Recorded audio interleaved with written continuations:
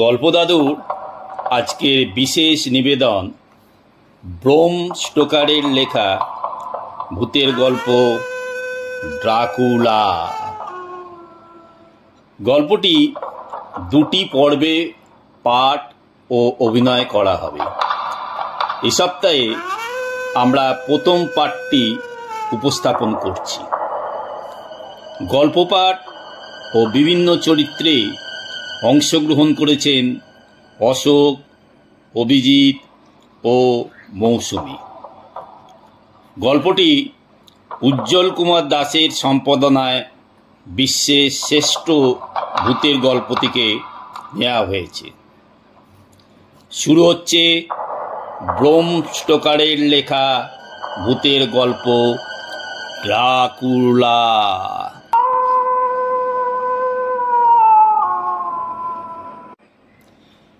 Jonathan হারকার সবে আইন পাশ করেছে। সে অত্যন্ত দৃঢ়চেতা, বলিষ্ঠ, বুদ্ধিমান। একটা জরুরি কাজের ভার নিয়ে সে চলেছে অনেক দূরে, ইউরোপের প্রান্তভাগে। সেখানে ট্রান্সিলভেনিয়া অঞ্চলে এক প্রাচীন অভিজাত বংশীয় কাউন্ট ড্রাকুলা লন্ডনে একটা বিরাট সম্পত্তি কিনেছেন এবং এক প্রখ্যাত আইনজীবী সংস্থার পক্ষ থেকে প্রয়োজনীয় আইন সংক্রান্ত কাজকর্ম সারার জন্য জোনাথন হারকার সেখানে যাচ্ছেন। ভবিষ্যৎ উন্নতির জন্য সদ্য আইনবিদের পক্ষে কাজটা ভালোই। জোনাথন যেতে যেতে ভাবছিল, কিন্তু একটা ভয় আর আতঙ্কে গা ছমছম করা ভাব পরিবেশকে কেমন যেন শিউরে দিচ্ছে। অজ্ঞাত এক আশঙ্কায় অস্থির হয়ে উঠেছে তার চেতনা। বিভিন্ন ভাবনার সঙ্গে জোনাথনের বারবার মনে পড়ছে ভাবী বধূ মিনার কথা। ট্রেনের অতি দীর্ঘ পথে অনেক রাস্তা দিয়ে মিউথিন, ভিয়েনা, ক্লসেনবার্গ হয়ে জোনাথন বিসাজে পৌঁছল সন্ধ্যায়। কাউন্ট ড্রাকুলার নির্দেশ অনুযায়ী গোল্ডেন ক্রোন হোটেলে ওঠে।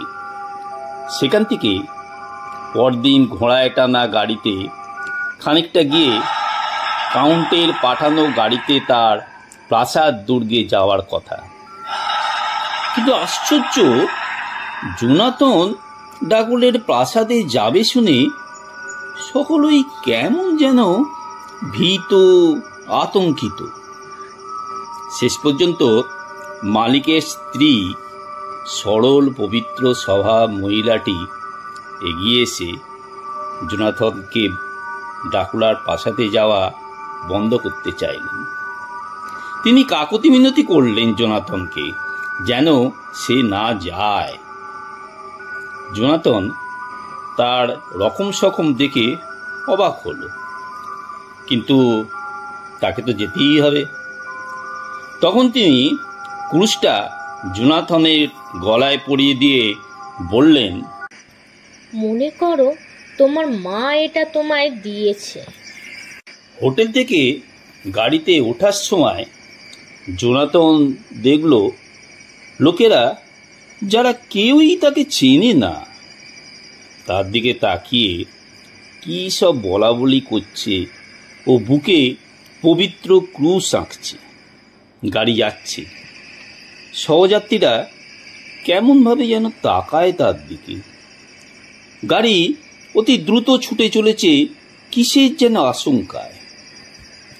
জোনাথন কিছু বোঝে না, কিন্তু এক অস্বাচ্ছন্দ্য, অজানা আতঙ্ক অনুভব করে। তবু চারপাশে সৌন্দর্য তাকে ভুলিয়ে দেয় সব কিছু। রাত্রি ঘনায়, অন্ধকার নিবিড় হয়ে আসে। আকাশে মেঘের সমারোহ, পরিবেশ বজ্রপাতের আশঙ্কায় ত্রস্ত। নির্দিষ্ট জায়গায় গাড়ি দাঁড়ায়। হঠাৎ কুচকুচে কালো ঘোড়ার একটা ফিটন এলো। জোনাথনের সহযাত্রীরা ভয়াল আতঙ্কে কম্পমান। ওই গাড়ির কোচওয়ানের অদ্ভুত দৃঢ় সবল হাতের সাহায্যে জোনাথন তাতে উঠল। পিছনের গাড়ি জোনাথনকে নামিয়ে অস্বাভাবিক দ্রুত বেগে প্রাণপণে দৌড়ল। তার ঘোড়াগুলি থরথর করে কাঁপছে, আর যাত্রীরা বুকে আঁকছে ক্রস চিহ্ন, ভগবানকে কাতরভাবে ডাকছে, হে ঈশ্বর, রক্ষা করো, রক্ষা করো।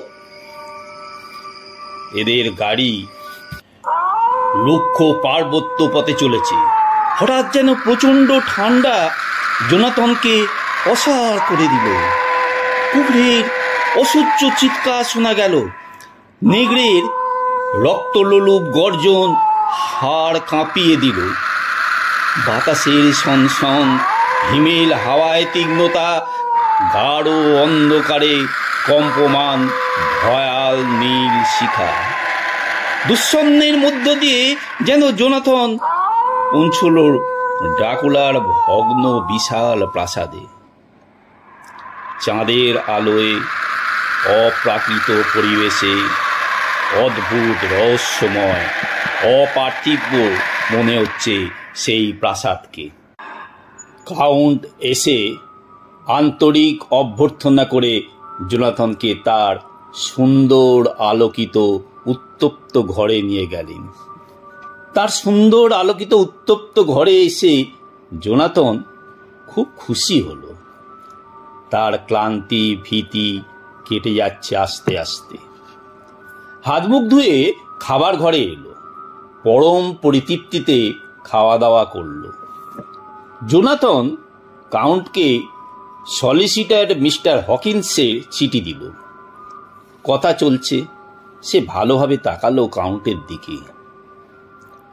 অদ্ভুত চেহারা কাউন্টের, অত্যন্ত বলিষ্ঠ দেহ, ঈগলের ঠোঁটের মতো বাঁকা তীক্ষ্ণ নাক, বেঁটে রুক্ষ আঙুল, ধারালো লম্বা নখ এবং আশ্চর্যজনকভাবে ঝকঝকে সাদা ধারালো দাঁত আর টুকটুকে লাল ঠোঁট। আর কাউন্টের গায়ে একটা বিভৎস ভ্যাপসা গন্ধ। প্রাথমিক কথাবার্তার পর জোনাথন শুতে গেল। নির্জন স্তব্ধতার মধ্যে হিংস্র নেগড়ের ডাক শুনতে শুনতে বিস্মিত শিহরিত জোনাথন ঘুমিয়ে পড়ল। পরদিন সকাল, কাউন্ট নেই। জোনাথন প্রাতঃরাশ সেরে প্রাসাদ দেখছে। অদ্ভুত সুন্দর সুসজ্জিত। এত বিরাট বাড়ির কিন্তু দুটো ত্রুটি আছে। এক, কোনো চাকর বাকর নেই, আর কোথাও একটা আয়না নেই। পড়ার ঘরে থরে থরে বই সাজানো। যখন কাউন্ট এলেন, অনেক আলোচনা হলো। লন্ডন সম্বন্ধে ওনার খুব আগ্রহ। ও বিষয়ে পড়াশোনা করেছেন বিশেষভাবে। ওখানকার রীতিনীতি, জীবনচর্চা জেনেছেন। ওখানে দীর্ঘ বিশাল এলাকায় গির্জাসহ নির্জন শান্ত বাগানবাড়িটা কিনে ওনার আনন্দের সীমা নেই। লন্ডন ছাড়া আরও দুটো জায়গা সম্বন্ধে তার অত্যন্ত আগ্রহ দেখা গেল। এক্সেটার ও হুইটবি সম্বন্ধে তার বিশেষ কৌতূহল। কিন্তু তবু কেমন যেন একটা অস্বস্তি, আতঙ্ক জোনাথনকে চেপে ধরে। একদিন এক ঘটনা ঘটে। জোনাথন নিজের ছোট আয়নায় দাড়ি কামাচ্ছে। হঠাৎ পেছন থেকে কাউন্ট তার পিঠে হাত রাখে। কি আশ্চর্য! আয়নায় কাউন্টের ছায়া পড়ছে না। জোনাথন ভয়ে চমকে ওঠে। গাল কেটে যায়। সেখানে রক্তের ফোঁটা। হঠাৎ কাউন্ট হিংস্রভাবে তাকালেন। চোখে আগুন জ্বলছে। তিনি জোনাথনের গলাটা চেপে ধরে মুখটা কাছে আনলেন। জোনাথনের গলায় ক্রুশে ওনার হাত লাগলো। উনি সরে গেলেন। সেই শান্ত প্রসন্ন মানুষটা ফিরে এলো। উনি জনাথনের আয়নাটা ছুঁড়ে ফেলে দিলেন। ওটার জন্যই নাকি জনাথনের মুখ কেটে গেছে। প্রাসাদটা বিশাল, একটা অতুচ্চ গিরি শিখরে ওটা অবস্থিত। তলায় মাটি 1000 ফিট নিচে। চারপাশে আশ্চর্য সুন্দর প্রকৃতি, সবুজের সমারোহ। প্রাসাদের মধ্যে কত কক্ষ, সবই বন্ধ। বাইরে যাবার বিশাল দরজায় চাবি দেওয়া, বেরোবার কোনো পথ নেই। আসলে প্রাসাদটা এক বিরাট কারাগার, আর এক অসহায় মানুষ তাতে বন্দী। সেই ক্রুশটাকে ধরে জোনাথন শান্তি পায়। কাউন্ট তাকে বারণ করেছেন নিজের ঘর ছাড়া অন্য কোথাও যেতে। একদিন এক দৃশ্যে জোনাথন পাথর হয়ে গেল আতঙ্কে। গভীর রাতে জোনাথন তার ঘরেই জানলা পাশে দাঁড়িয়ে আছে, বাইরের দিকে তাকিয়ে। হঠাৎ দেখল কাউন্ট তার ঘরের জানলা খুলে বেরিয়ে এসে সেই ভীষণ খাড়া দেওয়াল বেয়ে নেমে যাচ্ছে। কালো আলখাল্লাটা দেখাচ্ছে দুটো বিরাট কালো রঙের ডানার মতো। কাউন্ট গিরগিটির মতো সেই ভীষণ খাড়াই পথ বেয়ে নেমে গেলেন। জোনাথনের সমস্ত চেতনা স্তম্ভিত হয়ে গেল। কাউন্ট মানুষ না কোনো জীব, কোনো অপ্রকৃত প্রাণী? কাউন্টকে ওভাবে আর একদিন দেখলো জোনাথন। একটা ডানা মেলা বিশাল বাদুড় যেন উড়ে যাচ্ছে। কাউন্টের সতর্ক উপেক্ষা করে জোনাথন প্রাসাদের অন্য ঘরে যায়। কি একটা রহস্য যেন ফিরে আসছে, যার স্বরূপ তাকে জানতেই হবে। একটা ঘর জাদুর মতো তার মনে অলৌকিক মায়া বিস্তার করে। রাত গভীর, নরম স্নিগ্ধ জ্যোৎস্না। বাইরে উদার বিশাল প্রকৃতির কমনীয় নিবিড় সৌন্দর্য। সে আচ্ছন্ন হয়ে ঘুমিয়ে পড়ে। হঠাৎ জেগে ওঠে, তার মনে হলো ঘরে সে একা নয়। সে দেখল 3টি সুসজ্জিত অভিজাত রূপসী তরুণী তার সামনে বসে। অপরূপ সুন্দরী রূপবিত তারা। ঝকঝকে সাদা দাঁতগুলো তাদের কামনাময়ী ঠোঁটের পাশে মুক্তোর মতো ঝলমল করছে। তার প্রিয়তম মিনার কথা গভীরভাবে মনে থাকল। জোনাথনের একটা লোভী মত্ত বাসনা জাগল। ওরা যেন তাকে চুম্বন করে। তারা হেসে উঠল। রূপলো হাসি গানের মতো মধুর, কিন্তু কেমন যেন অমানবিক ধাতব কণ্ঠী। ওদের মধ্যে আশ্চর্য সুন্দর মেয়েটি এলো, জোনাথনের উপর ঝুঁকে পড়ল। তার নিঃশ্বাস গায়ে লাগছে। একটা অদ্ভুত মাদকতায় আচ্ছন্ন হচ্ছে সে। মেয়েটি জিভ চাটছে। তার আরক্ত ঠোঁট ও লাল জিভের পাশে তীক্ষ্ণ দাঁত আস্তে আস্তে বসে যাচ্ছে। অসহ্য যন্ত্রণায় জোনাথন চোখ বুজল, কিন্তু বিদ্যুতের মতো আর একটা অনুভূতি জোনাথনকে চমকে তুলল। কাউন্ট এসেছেন। ক্রুদ্ধ কণ্ঠে বলিষ্ঠ হাত মেয়েটির কোমল ঘাড় ধরে প্রচন্ড বেগে সরিয়ে দিল। তার চোখ রাগে জ্বলছে, সাদা দাঁত কিরিমিরি করছে, গাল দুটো হয়ে গেছে রক্তিম, লাল চোখে আলো পড়ে নরকাগ্নির মতো ঝলসে উঠছে। মৃত্যু বিশীর্ণ মুখের রেখা, লৌহ শলাকার মতো কঠিন নাকের উপর জোড়া ভ্রু, গনগনে ধাতুর মতো কঠিন হাতে তাদের সরিয়ে কাউন্ট বললেন, কোন সাহসে তোমরা এর গায়ে হাত দিচ্ছ? লোকটি আমার, সাবধানে থাকবে, না হলে চরম শাস্তি দেব। আজ রাতে আমাদের জন্য কিছু আনুনি? একজন বলল। কাউন্ট হাতের ব্যাগটা দিলে।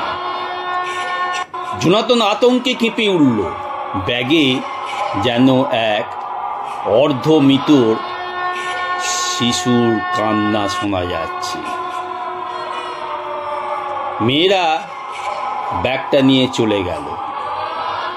তারা জানলা ভেদ করে বাইরের জ্যোৎস্নায় মিলিয়ে গেল।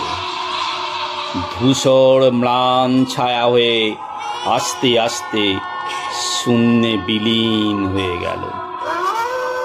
আর সহ্য করতে পারল না জোনাথন, সে অজ্ঞান হয়ে লুটিয়ে পড়ল। ভয়ঙ্কর আতঙ্কে জোনাথনের সময় কাটছে।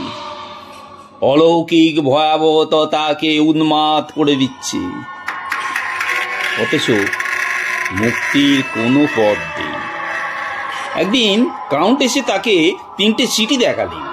প্রথমটিতে লেখা জোনাথনের বাড়ি রওনা হবার আসন্ন সংবাদ, দ্বিতীয়টিতে যাত্রা করার সংবাদ ও তৃতীয়টিতে বাড়ির পথে প্রাসাদ দুর্গ থেকে বিস্ট্রিজে পৌঁছানোর কথা।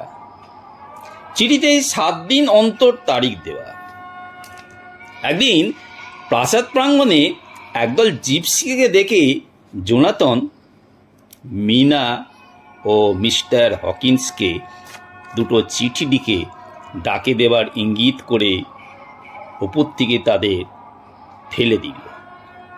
কিছু পরে কালো মুখে শয়তানি ভরা চোখে কাউন্ট চিঠিগুলো এনে তাকে দেখালো ও নষ্ট করল। এক রাতে জোনাথন প্রাসাদ অলিন্দের জানলার ধারে বসে। হঠাৎ দেখল চাঁদে আলোয় ভাসমান অজস্র বিন্দু সূক্ষ্ম ধূলিকণার মতো নর্তকীর নিপুণ ছন্দে ওরা নেচে নেচে বেড়াচ্ছে।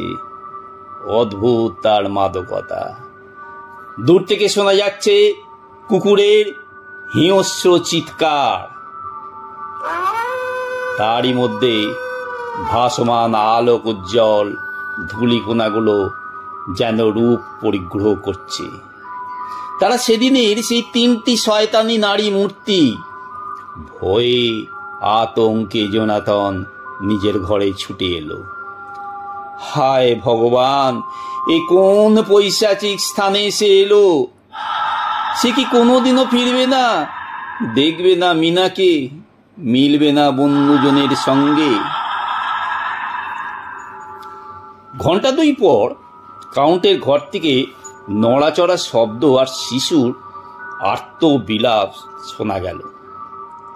তারপর শীতল স্তব্ধতা। শিশুটাকে বাঁচাতে জোনাথন ছুটল। বাইরে থেকে দরজা বন্ধ। কিছু পরে প্রাসাদের নিচে উঠানে শোনা গেল এক নারীর অসহায় কান্না। শয়তান, আমার বাচ্চাকে ফিরিয়ে দে। হাঁটু গেড়ে বসে প্রাসাদের দিকে হাত তুলে অবাগিনী নারীটি যন্ত্রণায় বুক চাবড়াতে চাবড়াতে কেঁদে চলল।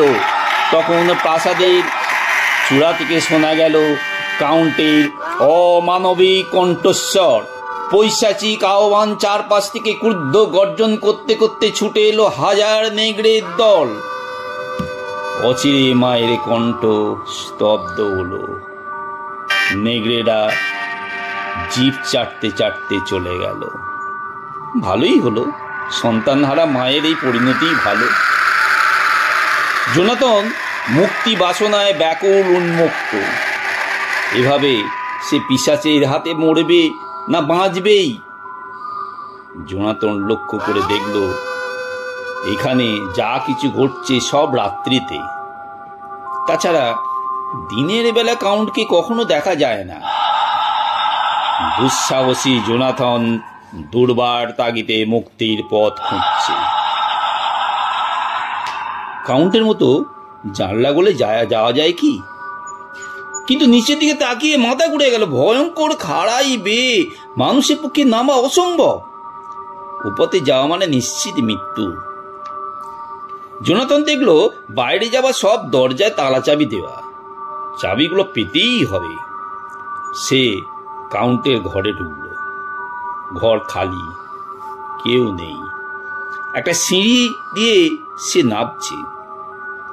নামতে নামতে মাটির স্যাঁতস্যাঁতে গন্ধ পেতে পেতে এক পারিবারিক কবরখানা সে এলো। সেখানে পরপর সাজানো 2 সারি কফিন। 50টা বড় বড় কাঠের বাস্ক মাটি দিয়ে ভর্তি করা হয়েছে। জোনাথন বেরোয়ার চাবি কোথাও পাচ্ছে না। চাবি কোথায়? উন্মত্ত দৃঢ়তায় সে কফিনের ডালাগুলো খুলতে লাগলো। 3য় বাস্কটা খুলেই শিউরে উঠল। উহ! ঠান্ডা হিম স্রোত বয়ে গেল তার শিরা উপশিরা দিয়ে। কি ভয়ানক, কি ভয়ঙ্কর দৃশ্য! কি ভয়ঙ্কর! মাটি ভর্তি বাস্কে কাউন্ট শুয়ে। তিনি জীবিত না মৃত? চোখ দুটো খোলা ও নিথর, কিন্তু মৃত্যুর চিহ্ন নেই। রঙিন গালে জীবনের উত্তাপ, ঠোঁট দুটো লাল। ওর কাছে চাবি আছে মনে করে হাত দিতেই মৃত চোখ দুটো ঘৃণায় ক্রোধে ভয়ঙ্কর হয়ে উঠল। এই অমানবিক দৃশ্য দেখে আতঙ্কে কাঁপতে কাঁপতে জোনাথন পালিয়ে এলো তার ঘরে। কাটল আর একদিন। জোনাথনের সময় ঘনিয়ে আসছে। পিশাচের হাতেই তার মৃত্যু। হয়তো সেদিনই তার শেষ দিন। রাত্রিবেলায় জোনাথন স্পষ্ট শুনতে পেল কাউন্ট 3 পিশাচ মেয়েকে বলছে যে তারা কালই জোনাথনকে পাবে, তার রক্ত পান করবে। জোনাথনকে মুক্তি পেতেই হবে। সব দরজা তালা বন্ধ। কোথায় চাবি? চাবি কোথায়? হয়তো সেই শয়তানটার কাছেই আছে। উন্মত্ত জোনাথন এলো কফিন ঘরে। কাউন্টের কফিনের ডালা খুলে সে শিউরে উঠল। কাউন্ট শুয়ে আছে, কিন্তু যৌবনকে যেন অনেকটা ফিরে পেয়েছে। সাদা চুল কালো হয়েছে, গাল হয়েছে নিটোল, চামড়ায় লালের আভা। মুখটা লাল হয়ে রয়েছে। মুখে লেগে আছে টাটকা রক্ত। রক্ত মুখের পাশ দিয়ে গড়িয়ে পড়ে চিবুক গলা ভিজিয়ে দিচ্ছে। ঘৃণ্য কুৎসিত ভয়াবহ জিপটার চোখ জ্বলছে। জোনাথন অনেক খুঁজেও চাবি পেল না। কাউন্টের মুখে একটা বিদ্রুপের হাসি তাকে পাগল করে দেয়। একেই লন্ডনে পাঠাবার জন্য সে এসেছে। এই কাউন্ট কত শত বছর ধরে তার রক্ত তৃষ্ণা মেটাবে আর তৈরি করবে এরকম শয়তানের দল। উন্মাদ জোনাথন একটা শাবল তুলে কাউন্টের মাথায় সজোরে মারে, কিন্তু কিচ্ছু ক্ষতি হয় না। শাবলটা ছিটকে পড়ে। জোনাথনের চোখের উপরে পড়ে কাউন্টের চোখ। তাতে সর্পিল ভয়াবহতা ও নরকের আগুন, আর কাউন্টের মুখে রক্তলোলুপতা, নারকীয় বিভৎসতা ও ভয়াল বিদ্বেষ। হায় ঈশ্বর, তুমি বলো কি করবে জোনাথন? তার মৃত্যু যে আসন্ন। তলায় তৃপ্তিদের চিৎকার তোলা হয়। তারা প্রাসাদ প্রাঙ্গণে এসেছে। জনাথন কাউন্টের ঘর থেকে ছুটে বেরিয়ে এলো, কিন্তু সব পথ তো রুদ্ধ। জিপসিরা কাঠের বাক্সগুলো পেরেক দিয়ে ঠিক করছে। তারা কিছুক্ষণ কাজ করলো, তারপর চলে গেল। দূরে মিলিয়ে গেল তাদের কণ্ঠ ও গানের সুর, গাড়ির আওয়াজ। তারা শুনতে পেল না জনার্দনের আত্মকণ্ঠ, কিন্তু জনার্দনকে মুক্তি পেতেই হবে। 3 শয়তানির সঙ্গে সে থাকবে না ভয়ঙ্কর প্রেত দানব কাউন্টের সঙ্গে, মরবে না সে কিছুতেই। এই ভয়ঙ্কর নরকে পিশাচের হাতে মৃত্যু নয়। কিন্তু পথ কোথায় পথ সে পাবেই বেরোবার, না হলে ভয়ঙ্কর খাড়াই পাহাড়ের গা তো আছেই, সেখানেই তার ভবিতব্য। ভগবান তুমি আছো, তুমি শয়তানের থেকেও শক্তিশালী। জনার্দন মুক্তি পাবে মৃত্তিকার ছোঁয়া। বিদায় মিনা, বিদায়। ইংল্যান্ডের হুইটবি অঞ্চলে কুমারী লুসি ওয়েস্টার্নরা থাকে। হুইটবি অত্যন্ত মনোরম জায়গা। নদী বয়ে যাচ্ছে কুলকুল ধ্বনিতে। সমুদ্রের কাছে গিয়ে তা বিশাল হয়ে ওঠে। মোহনার মুখে সেতুতে দাঁড়ালে চারপাশের দৃশ্য আশ্চর্য লাগে। উপত্যকায় সবুজের সমারোহ। পুরনো শহরের বাড়িগুলো ছবির মতো। শহরের মাঝখানে একটা গির্জা, অন্য প্রান্তে সমাধিক্ষেত্র সংলগ্ন গির্জার দৃশ্য অতি মনোরম। বন্দরটাও সুন্দর। দূরে সমুদ্রের মাঝখান থেকে এক উঁচু খাড়া পাহাড় উঠেছে। দূরের সমুদ্রে জাহাজ ডুবলে পাহাড়ের বয়ার বিষণ্ণ করুণ ঘণ্টাধ্বনি শোনা যায়। প্রিয় বান্ধবী লুসির আমন্ত্রণে মিনা মুরে হুইটবিতে বেড়াতে এসেছে। লুসির সঙ্গে বিয়ে হবে 8টার হোমউডের। লুসির সঙ্গে বন্ধুত্ব রয়েছে তরুণ বিশিষ্ট মনস্তাত্ত্বিক চিকিৎসক ডাক্তার জন মেওয়ার্ডের ও প্রাণচঞ্চল উজ্জ্বল আমেরিকান তরুণ মরিসের। ওরা লুসিকে প্রাণ দিয়ে ভালোবাসে। লুসি ও মিনা অকপটে তাদের হৃদয়ের কথা তুলে ধরে পরস্পরের কাছে। লুসি বলে আর্থারের কথা, তাদের প্রেম প্রীতি ভালোবাসার গান শোনায়। মিনার মনে এক অদ্ভুত ভয় আর ভাবনা। জনার্দনের সঠিক খবর সে পাচ্ছে না। জনার্দন তাকে চিঠি লিখবে না ভাবাই যায় না। কি যে হলো জনার্দনের। এর মধ্যে হুইটবিতে এক অস্বাভাবিক প্রাকৃতিক দৃশ্য দেখা যায়। যদিও প্রকৃতি ছিল অত্যন্ত শান্ত, কিন্তু রাত্রির বেলায় সমুদ্রে এক প্রচণ্ড আলোড়ন ওঠে, অকল্পনীয়। দ্রুত বেগেই ঝটিকা এসে সব তছনছ করে দেয়।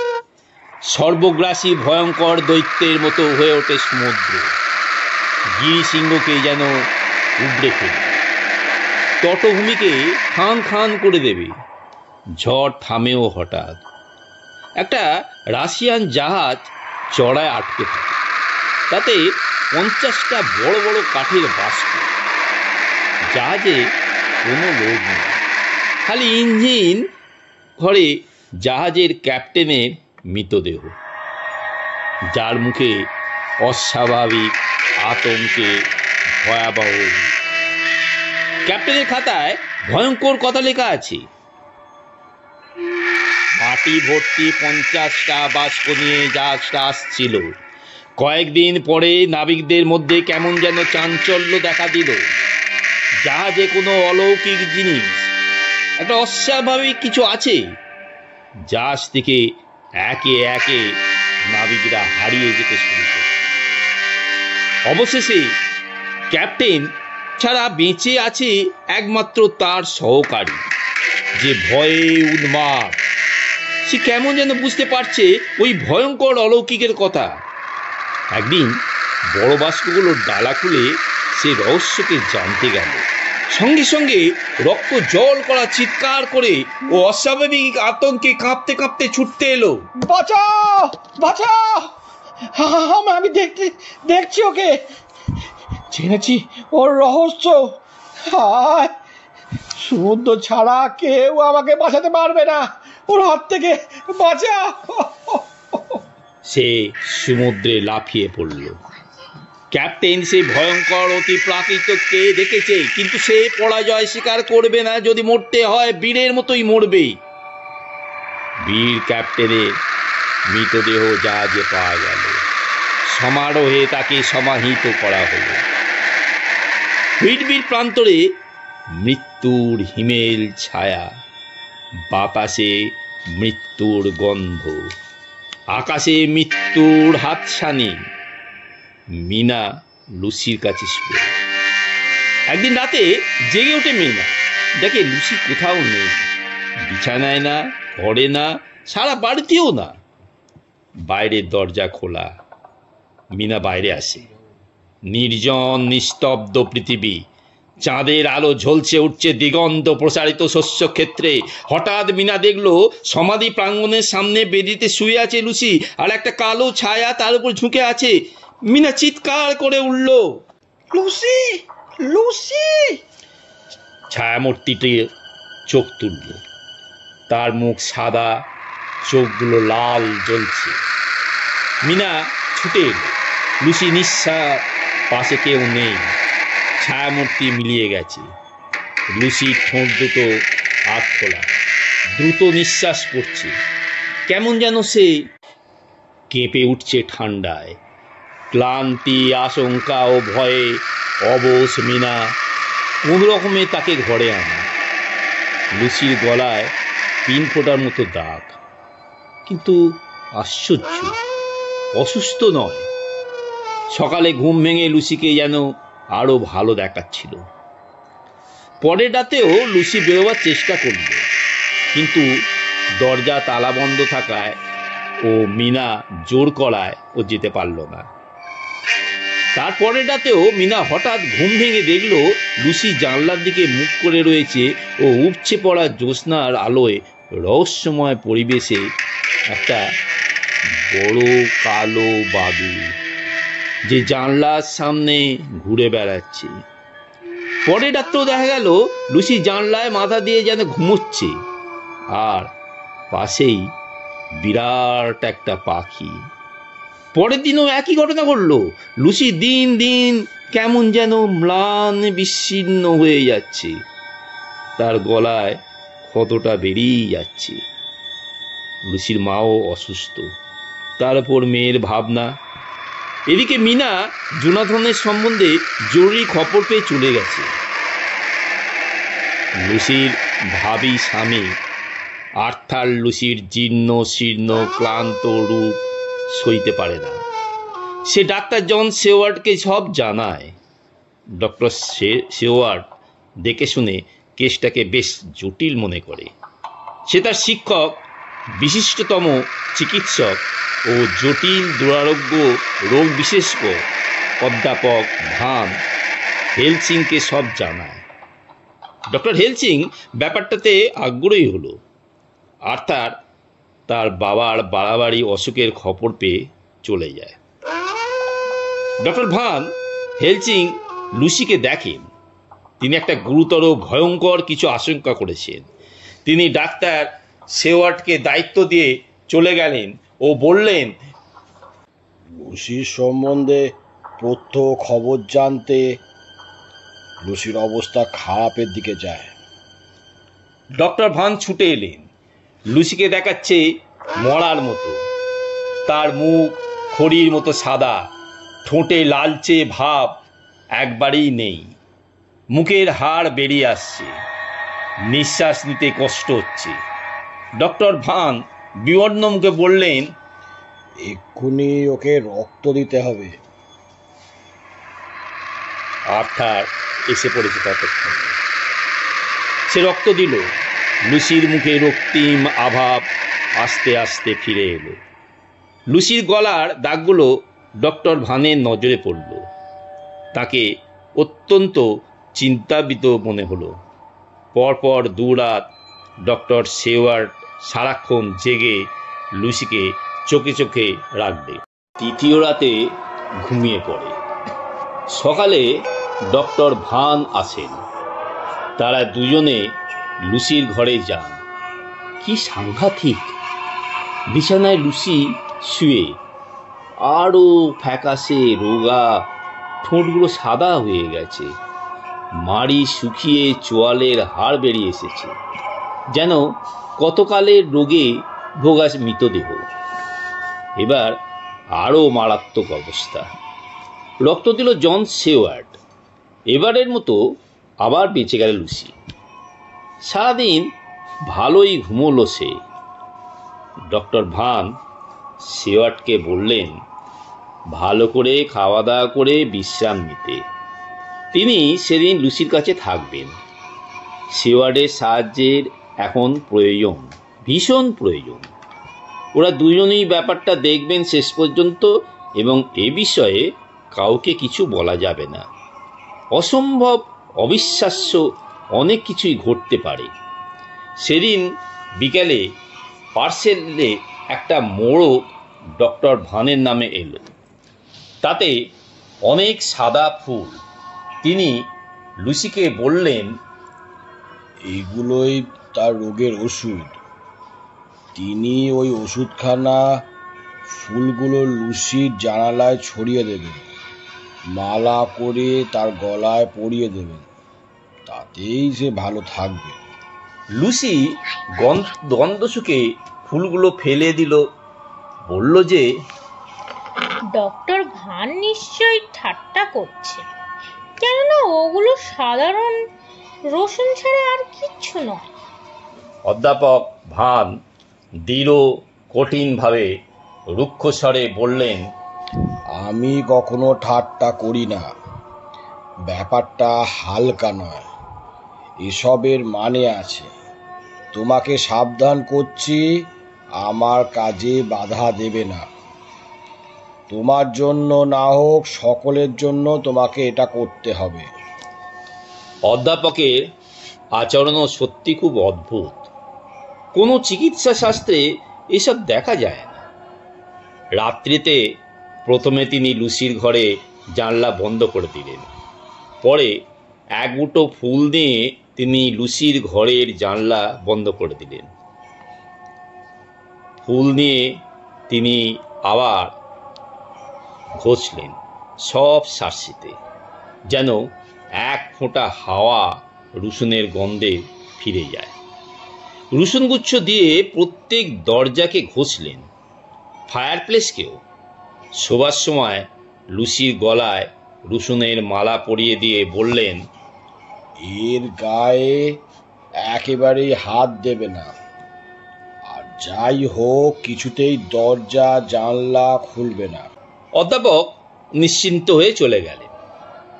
পরের দিন মনোরম সুন্দর সকাল। অধ্যাপক ভান ও সেওয়ার্ড লুসির খবর নিতে আসছেন। লুসির মা বললেন যে লুসি তখনও ঘুমোচ্ছে। তিনি রাত্রিবেলায় ডাক্তার ভানের নিয়মের উপরেও কিছু ভালো কাজ করেছেন।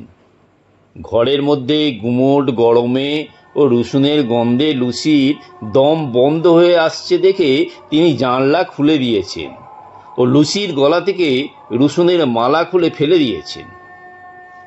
অধ্যাপকের মুখ ফ্যাকাশে হয়ে গেল। অসহায় হতাশায় তিনি ভেঙে পড়লেন। অসহ্য যন্ত্রণায় তিনি কেঁদে উঠলেন। না জেনে লুসির মা যে ক্ষতি করেছেন তিনি জানেন না।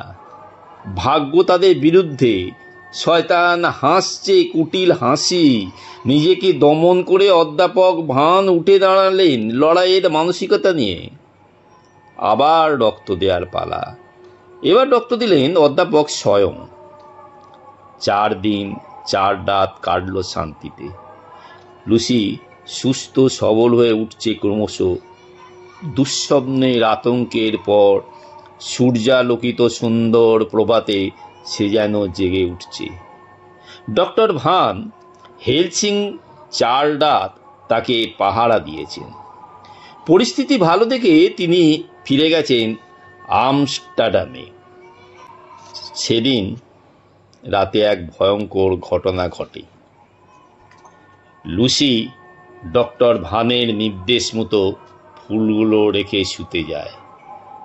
গভীর রাতে জানলায় ডানা ঝাপটানোর শব্দ শোনা গেল। তার ঘুম ভেঙে গেল। বাইরে কুকুরের হিংস্র ভয়াল চিৎকার শোনা যাচ্ছে। লুসি ভয় পায় ভীষণ। হঠাৎ দরজা খুলে তার মা ঢোকেন ও মেয়েকে গভীর মমতায় আঁকড়ে ধরেন। জানলার ডানা ঝাপটানোর শব্দ, নিচে পশুর ক্রুদ্ধ গর্জন। হঠাৎ জানলার কাঁচ সশব্দে ভেঙে গেল। এক বিরাট ধূসর হিংস্র নেংড়ের মুখ দেখা গেল। আতঙ্কিত মা আঁকড়ে ধরলেন মেয়েকে। লুসির গলার ফুলের মালা ছিঁড়ে গেল। লুসির মার প্রাণহীন দেহ মাটিতে লুটিয়ে পড়ল। লুসি আতঙ্কে স্তব্ধ। জানলায় নেংড়ের মুখ মিলিয়ে গেছে। ভাঙা জানলা দিয়ে ঢুকছে অজস্র ধূলিকণা। তারা যেন ঘুরে ঘুরে একটা মূর্তি তৈরি করছে। কি অলৌকিক জাদু মায়ায় লুসি চেতনা হারায়। ঘরে মৃতদেহ, বাতাসে ঘূর্ণায়মান অজস্র সূক্ষ্ম কণিকা, বাইরে নেংড়ের চাপা হিংস্র গর্জন।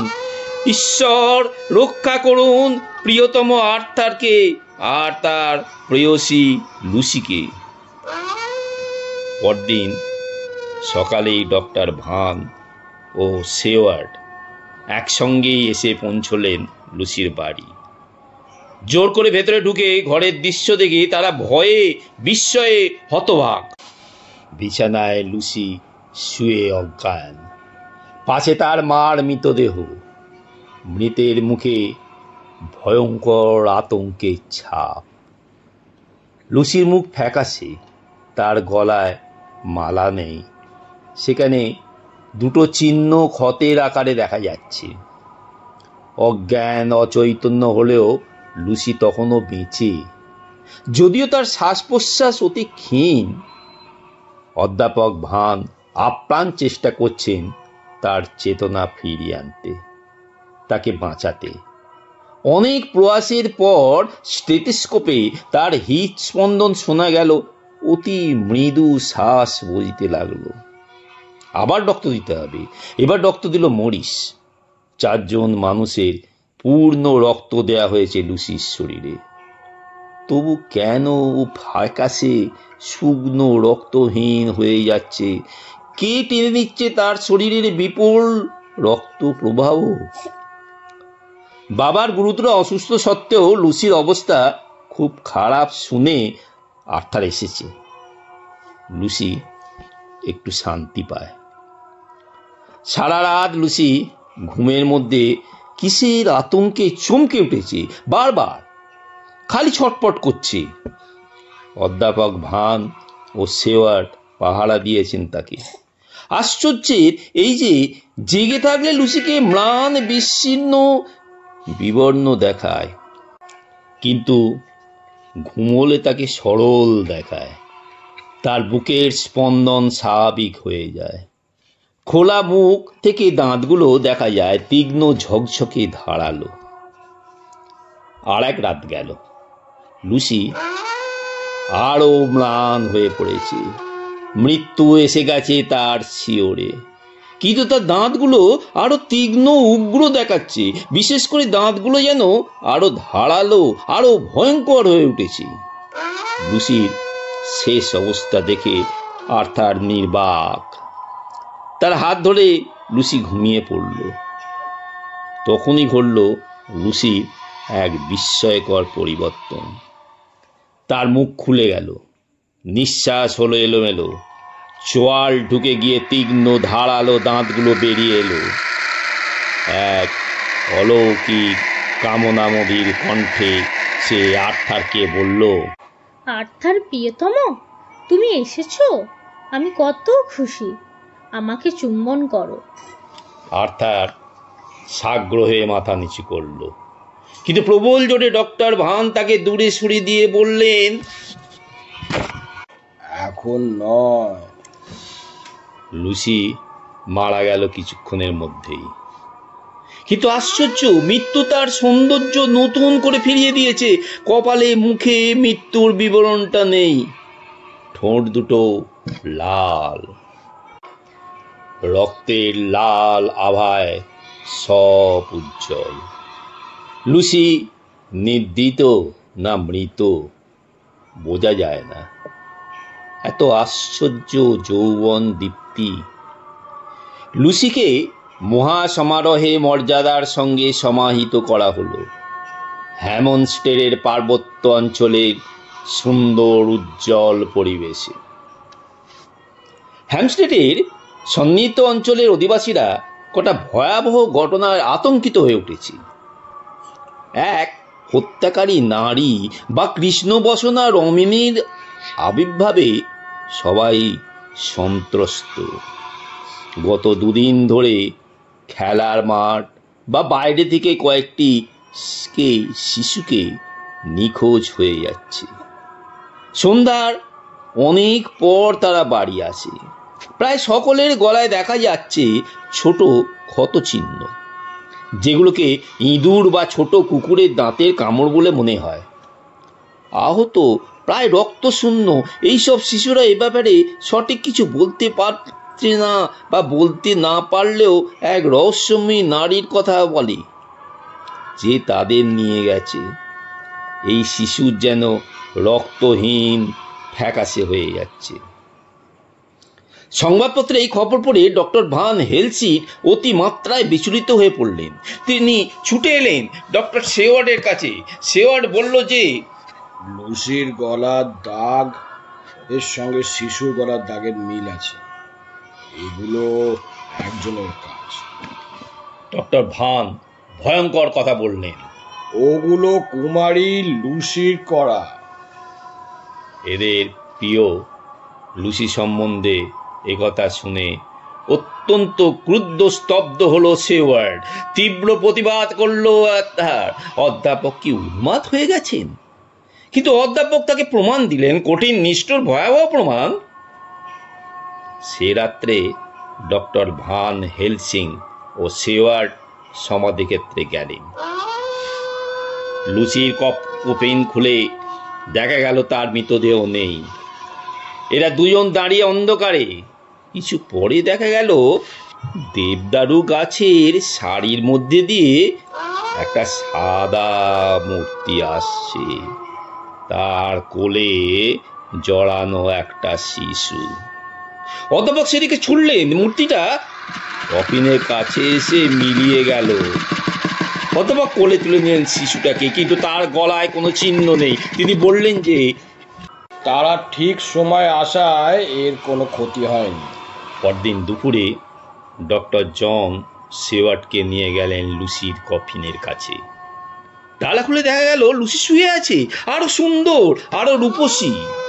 ঠোঁটগুলো আরো লাল, গালে অপরূপ রক্ত আভা, দাঁতগুলো আরো তীক্ষ্ণ, আরো ধারালো, যা দিয়ে শিশুর রক্তপান করা যায়।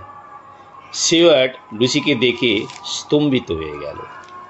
মৃত্যুর কদিন পরেও এরকম সজীবতা অকল্পনীয়, বলা বলো আতঙ্কজনক। মানব কল্যাণবিদ, কর্তব্যনিষ্ঠ বুদ্ধিমান অধ্যাপক ভান হেলসিং ও আর্থার মরিসকে খবর দিয়েছেন আসার জন্য। ইতিমধ্যে মিনার সঙ্গে ডক্টর জনের দেখা হয়েছে। তিনি জোনাথনের দিনলিপি পড়েছেন, লুসির ডায়েরিও। তিনি বুঝলেন অনেক কিছু একটা ভয়ঙ্কর, নিষ্ঠুর, নির্মম সত্য তিনি উদ্ঘাটিত করতে চলেছেন।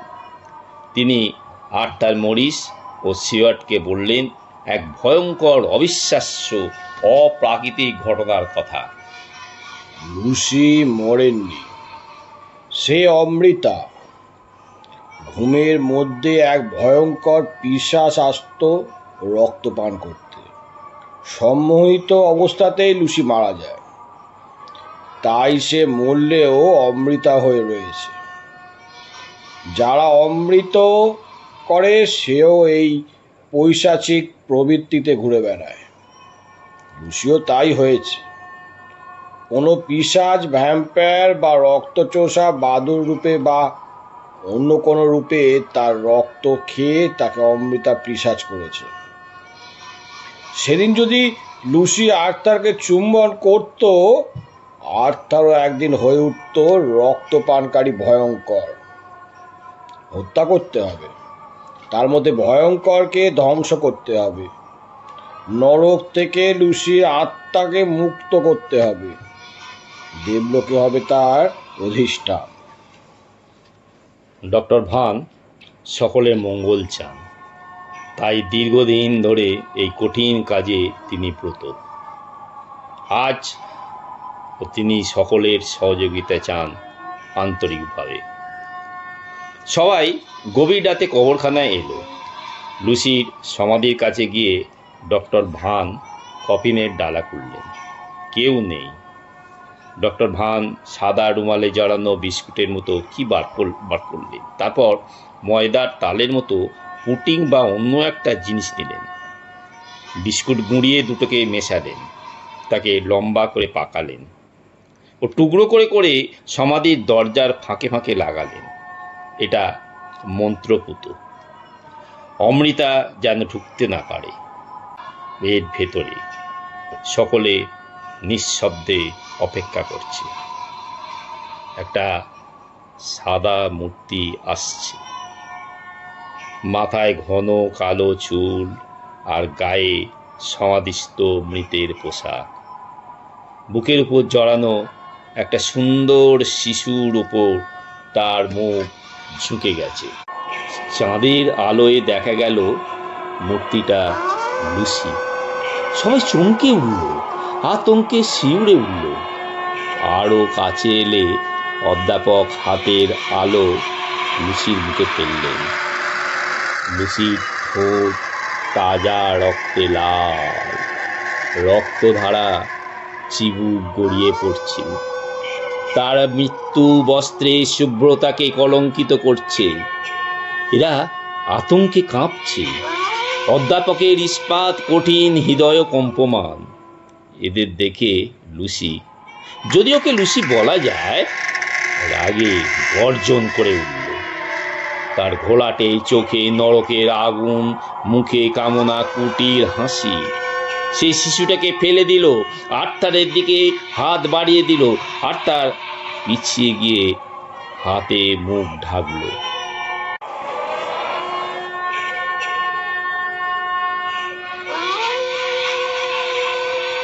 এতক্ষণ ব্রোম স্টোকারের লেখা ড্রাকুলার প্রথম পর্ব শুনছিলেন। গল্পটি ভালো লাগলে সাবস্ক্রাইব ও লাইক করবেন। অবশ্যই শেয়ার ও কমেন্ট করবেন। আগামী সপ্তাহে আরও নতুন গল্প আসবে, শুনতে থাকুন।